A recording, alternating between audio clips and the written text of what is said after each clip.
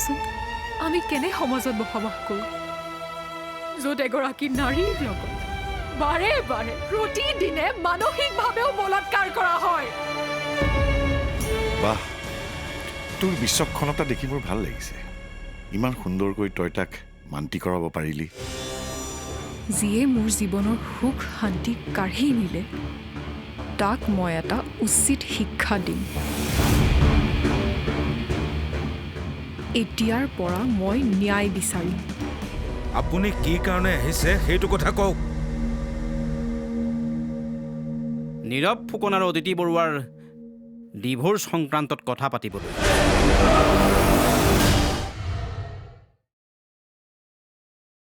এতিয়া মোৰ এনে লাগিছে যে তোমাৰ আৰু নীৰৱৰ লগত এটা সাংঘাতিক ৰাজনৈতিক ষড়যন্ত্ৰ চলি আছে।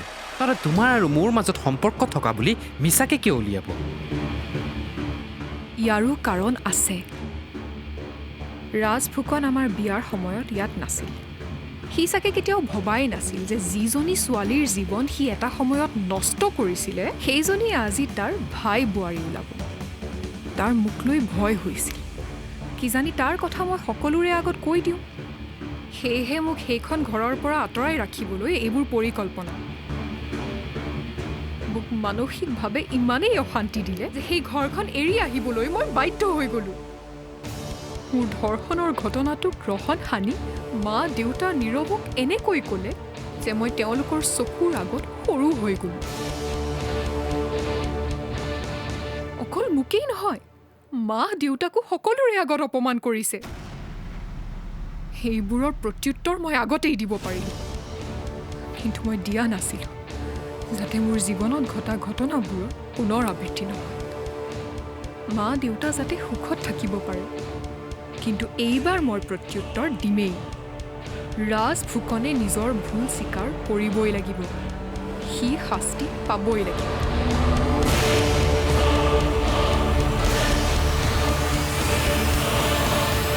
সঁচা মিছাৰ প্ৰমাণ বিচাৰি মই ইয়ালৈ অহা নাই। তাৰোপৰি কথা হ'ল অভিনৱ ফুকনৰ সৈতে যুঁজ বাগৰ কৰি আপোনালোকে পাৰ নাপায়। সেইকাৰণে নীৰৱ আৰু অদিতিৰ ডিভোৰ্চৰ কথা ভবাই ভাল। কাৰণ নীৰৱেও অদিতিৰ চৰিত্ৰৰ ওপৰত প্ৰশ্ন তুলিছে। এবাৰ সংসাৰত কেনা লাগিল যেতিয়া ভৱিষ্যতে একেলগ হ'লেও শান্তি নহয়। তাতকৈ দুয়োজনে মিউচুৱেলি ডিভোৰ্চ হোৱাই ভাল। আৰু আপোনালোকৰ যদি কিবা ক্ষতিপূৰণ দাবী কৰিবলগীয়া আছে তেখেতসকলৰ লগত কথা পাতক। তেখেতসকলে ক্ষতিপূৰণ দিবলৈ ৰাজি আছে। তাৰ পাছত সকলোৱে নিজ নিজ ৰাস্তা ল'লেই হ'ল, নে কি কয়?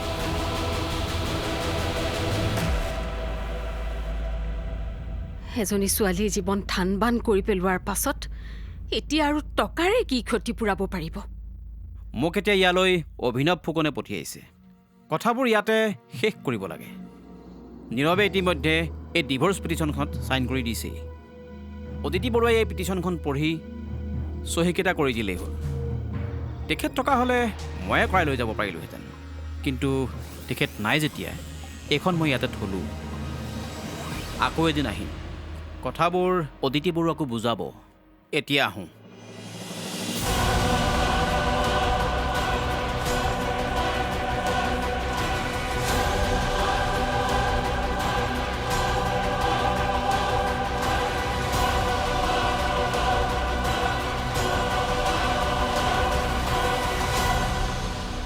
তুমি চিন্তা নকৰিবা, তোমাৰ এই যাত্ৰাত মই তোমাৰ লগত সদায় থাকিম। লগতে মই তোমাক যি ধৰণে সম্ভৱ হয় সহায় কৰি যাম। কিন্তু এটা কথা, তুমি আধা ৰাস্তাৰ পৰা ঘূৰি আহিলে মই কিন্তু সঁচাকৈ বেয়া পাম। বহুত হাৰিলা, এইবাৰ জিকিবই লাগিব। তেনে কাম মই কেতিয়াও নকৰোঁ। ৰাজ ফুকনৰ বিৰুদ্ধে যুঁজিবলৈ ইমান সহজ নহ'ব। তেওঁলোক ক্ষমতাশালী মানুহ। তেওঁলোকে নিজে বাচিবলৈ যিকোনো কাম কৰিবলৈ কুণ্ঠাবোধ নকৰে। সেইবোৰৰ ভয়ত আমি আঁতৰি আহিলে নহ'ব। আমি সাহসেৰে আগুৱাই যাব লাগিব। কিন্তু খুৰা খুৰীয়ে জানো এইবোৰ কথা মানি ল'ব?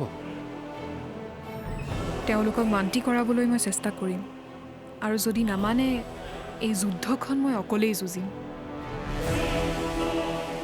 মই ৰাজ ফুকনৰ বিৰুদ্ধে কেছ কৰিম, সকলো মুকলিকৈ ক'ম। তুমি সকলোৱে গম পোৱাকৈ নিউজ কৰিব।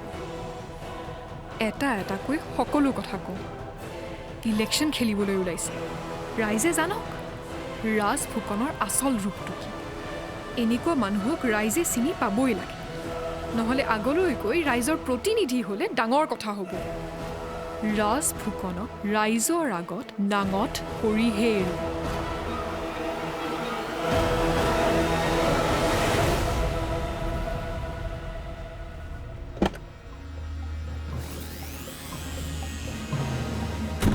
কামটো হ'লনে অতিথি ঘৰত নাই সেইকাৰণে চাইনকেইটা লোৱা নহ'ল পেপাৰ্ছখিনি মই ঘৰতে দি থৈ আহিছোঁ তাই চাইন কৰি থ'ব মই লৈ যামহি বাকী যি বুজাব লাগে সকলো বুজাই দিছোঁ একেবাৰে চাইনটো কৰি ল'ব পৰা হ'লে ভাল আছিল বাৰু হৈ ব'ল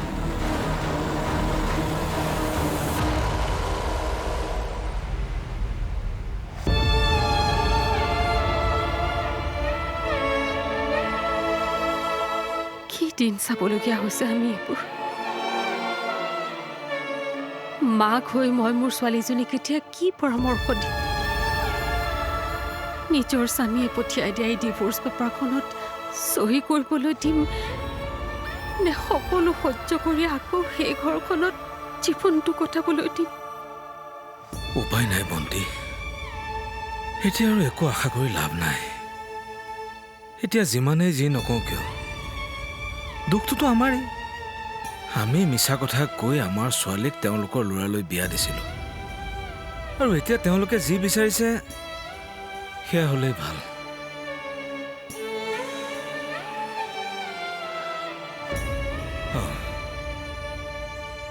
অদিতি তোমাৰ লগত যি ঘটনা হৈছিল সেয়া 15 বছৰৰ আগৰ কথা গতিকে আমি ৰাজ ফুকনক শাস্তি দিবলৈ আইনৰ ওচৰ চাপিবই লাগিব ঠিকেই কৈছা কিন্তু এজন প্ৰাক্তন সাংসদৰ পুতেকৰ বিৰুদ্ধে যাওঁতে আইনে আমাক সহায় কৰিব জানো কিয় নকৰিব কৰিবই লাগিব কৰিবতো লাগেই কিন্তু এতিয়া ছিষ্টেমবোৰ বৰ বেয়া সেইদিনা থানাৰ অচিজনক দেখা নাই এতিয়া টকা পইচা পাৱাৰ যাৰ আছে তেওঁকে সমাজে ওপৰত স্থান দিয়ে আমাৰ দৰে মানুহে বাৰে বাৰে এইবোৰৰ ওচৰলৈ গৈ ন্যায় বিচাৰি লাভ নাই তাতে একো ঘটনাটো বৰ্তমানৰ নহয় তোমাক সদায় প্ৰশ্ন কৰিব তোমাৰ মনোবল একেবাৰে ভাঙি পেলাব তেনেহ'লে মই কৰিম কি থানালৈ নগৈ বেলেগ কিবা উপায় বিচাৰিব লাগিব কোনোবাতো এনে এজন মানুহ ওলাব যে আমাৰ কথাবোৰ বুজি পাব আমাৰ কথাবোৰ শুনিব খুজিব নিজৰ অন্যায়বোৰৰ বিৰুদ্ধে মাত মাতিবলৈ মই থানালৈ নগৈ কলৈ যাম প্ৰশাসনে আমাক নিৰাপত্তা দিবই লাগিব তাৰ বাহিৰে আন একো উপায় নাই লোহা যেনেকৈ লোহাৰে পিতে ঠিক তেনেকৈ এইবোৰ মানুহৰ লগত যুঁজিবলৈ আমাকো কোনোবা বিশেষ মানুহৰ ছাপৰ্ট লাগিব আদাৰৱাইজ আমি থানালৈ গৈ একো লাভ নাই সময় লৈ এইবোৰ কেছত আগবঢ়া ভাল খৰখেদা কৰিলে আমাৰে বিপদ তুমি এতিয়া ঘৰলৈ যোৱা মই মোৰ কোনোবা ভাল মানুহ আছে নেকি চাওঁ খুব প্লেনিঙেৰে কামবোৰত আগবাঢ়িলে ভাল তাতে আমাৰ হাতত উপযুক্ত প্ৰমাণো নাই আইনে সদায় প্ৰমাণে চাব তুমি মা দেউতাৰ লগত আজি কথাবোৰ পাতা এতিয়া তেখেতসকলৰ ছাপৰ্টৰ বৰ দৰকাৰ প্ৰয়োজন হ'লে ময়ো খুৰা খুৰীক বুজাম কাৰণ কেছটো কোৰ্টলৈ গ'লে প্ৰথমে তেওঁলোককে সুধিব তেওঁলোকে যদি তেতিয়া এইবোৰ একো নহয় বুলি কয় আমি কিন্তু বৰ বেয়াকৈ বিপদত পৰিম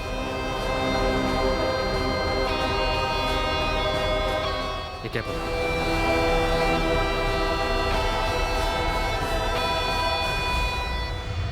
মোক ক্ষতিপূৰণ দিবই লাগিব কিন্তু এই ক্ষতিপূৰণ মোক ৰাজ ফুকনে দিব লাগিব আৰু ইয়াৰ সঠিক মূল্য সময়ত কোৰ্টে নিৰ্ধাৰণ কৰিব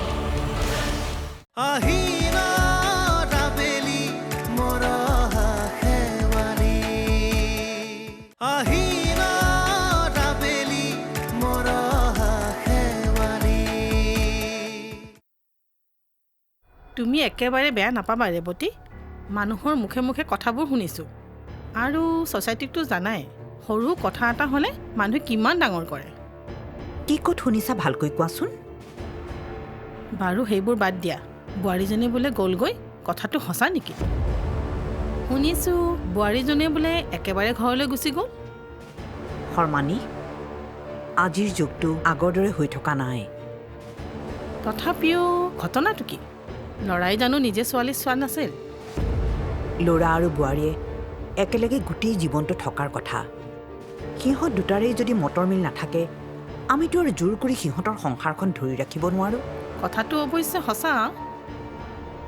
মই ল'ৰাক কৈছোঁ, তই যদি নিজৰ পত্নীৰ লগতে সুখী নহওঁ তেনেহ'লে সেইটো সিদ্ধান্ত তোৰ নিজৰ। আমি মাক দেউতাক হ'লোঁ বুলিয়ে তাহাঁতক জোৰ কৰি সংসাৰখনত সকলো সমস্যা সমাধান কৰি দিব নোৱাৰোঁ নহয়। আৰু মই এইটোও কৈছোঁ যে এজনে আনজনৰ কাৰণে জীৱনটো ধ্বংস কৰিব নালাগে। তুমি একেবাৰে সঁচা কথাই কৈছা। আৰু সকলোবিলাক কথাত মাত মাতিবলৈ সিহঁতটো এতিয়া আৰু সৰু হৈ থকা নাই। শৰ্মানী, আমাৰ ছ'চাইটিৰ যিসকল লোকে আমাৰ ঘৰখনৰ কথা চিন্তা কৰিছে তেওঁলোকক গৈ ক'বা আমাৰ ঘৰখনৰ কথা চিন্তা কৰিব নালাগে।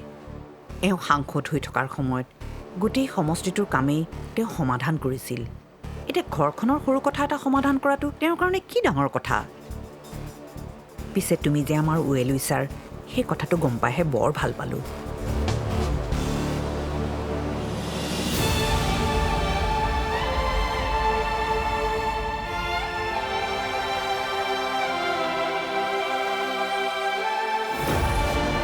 মা, ক'লৈ গৈছিলি? দিগন্ত দা আহিছিলে, বাহিৰতে কথা পাতিলোঁ।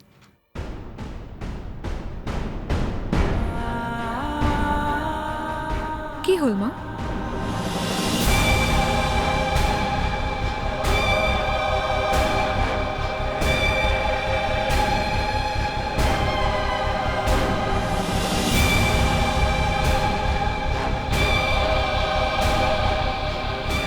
এইখন ল। এইখন কি মা?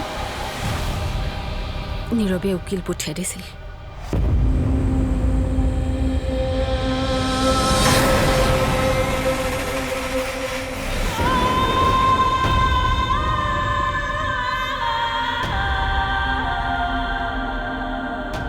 তোক চহী কৰিবলৈ দিছে।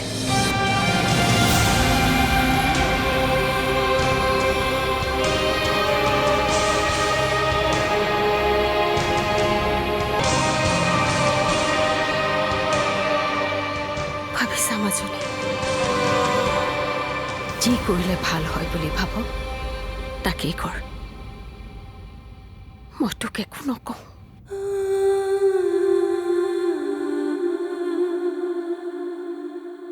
মানুহজনে এনেকৈ দেউতাৰ সন্মুখতে কথাবোৰ ক'লে। কথাখিনি শুনি দেউতাৰেও গুজুপ মাৰিলে। নিজৰ জীয়েকৰ এইবোৰ কথাটো তেওঁ কেনেকৈ সহ্য কৰিব? জীৱনটোত এটা ঘটনাই আমাক ইমানেই ক্ষতি কৰিলে, একোৰেই দেখোন ইয়াৰ ক্ষতিপূৰণ নহয়। মাজনী, মানুহজনে কৈছে তেওঁলোকে হেনো তোক ক্ষতিপূৰণ দিব বিচাৰিছে। তোক যদি কিবা লাগে সেয়া ক'ব দিছে।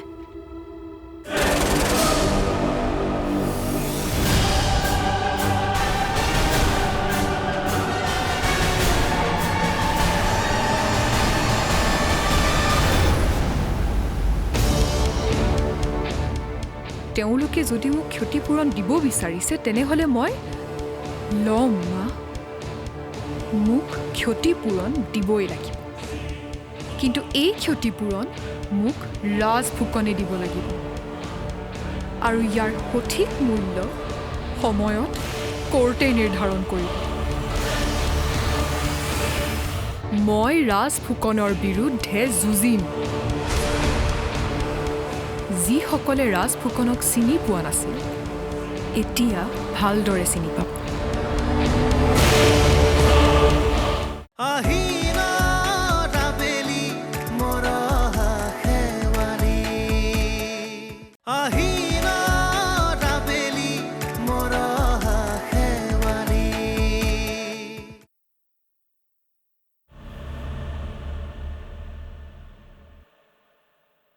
কামবোৰ হ'ল?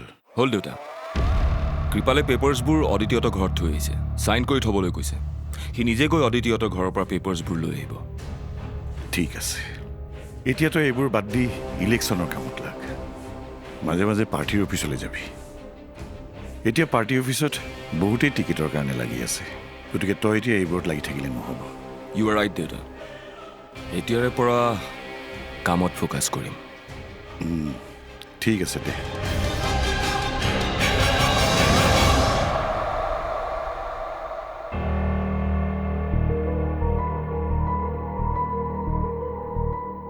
অথনিও তই কিবা ন্যায়ৰ কথা ক'লি, এতিয়াও ক্ষতিপূৰণৰ কথা ক'লি। কি কৰিম বুলি ভাবিছ তই? এই ডিভ'ৰ্চৰ কথা পাছত আহিব মা। প্ৰথমে মই ৰাজ ফুকনক শাস্তি দিব লাগে। তাৰ কাৰণেই আজি মোৰ এই অৱস্থা। সি শাস্তিৰ যোগ্য হয়। তাৰ বিৰুদ্ধে এতিয়া যি কৰিলেই তাৰ শাস্তি হয়, মই এতিয়া তাকেই কৰিম। শান্তিত থাকিব নিদিওঁ তাক। এতিয়া কোৱা, মোৰ এই যুদ্ধখনত তোমালোকে মোৰ সাহস হৈ থাকিবানে? মাজনী,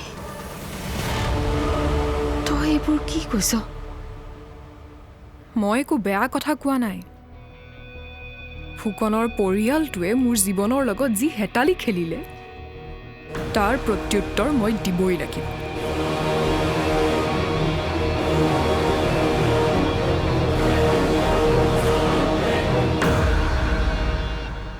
এতিয়া মই থিৰাং কৰি পেলালোঁ মা। মই ৰাজ ফুকনৰ বিৰুদ্ধে যুঁজিম।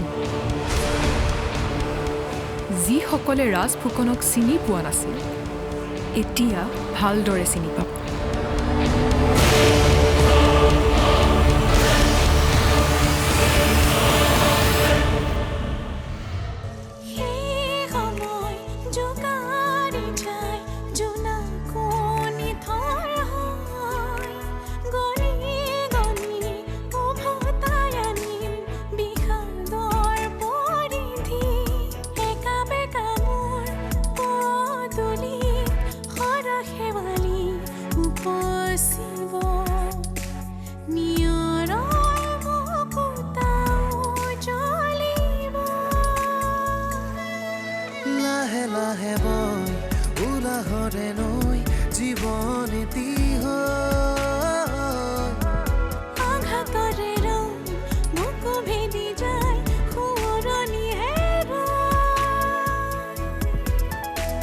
আহি